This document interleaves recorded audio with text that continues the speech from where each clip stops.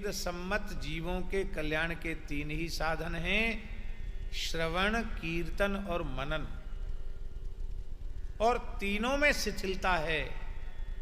तो ऐसा मंदभाग्य प्रमादी जीव, वो भी मानो अपना कल्याण चाहता हो तो वो क्या करे?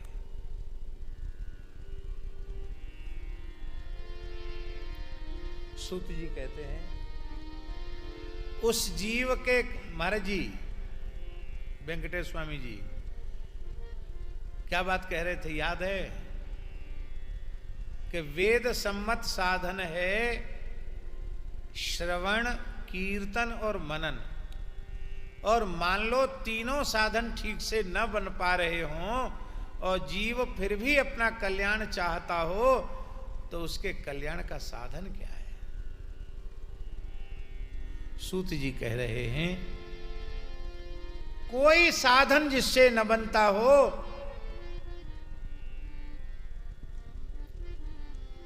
वह साधक भी श्रवणादित्रिके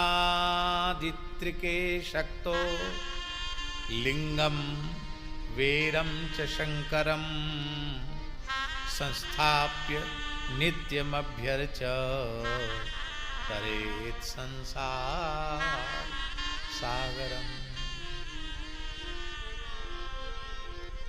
बेर और लिंग ये दो स्वरूप हैं शिव जी के। बेर माने होता है प्रतिमा, और लिंग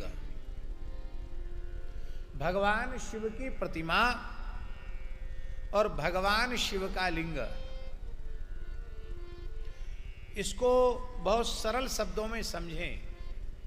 लिंग शब्द का अर्थ क्या होता है? लिंग शब्द का अर्थ होता है लक्ष्म, चिन्ह, प्रतीक।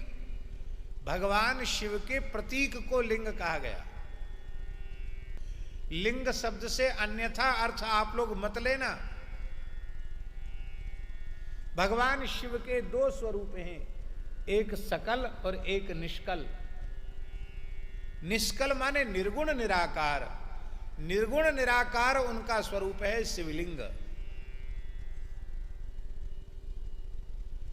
उसमें न मुख है, न हाथ है, न पैर है, न नाक है, न श्रवण है, और सब कुछ न होते हुए भी सब कुछ है। बिनु पद सुने, बिनु पद चले, सुने बिनु काना, कर बिन कर्म करे विधि नाना, वो स्वरूप है शिवलिंग का।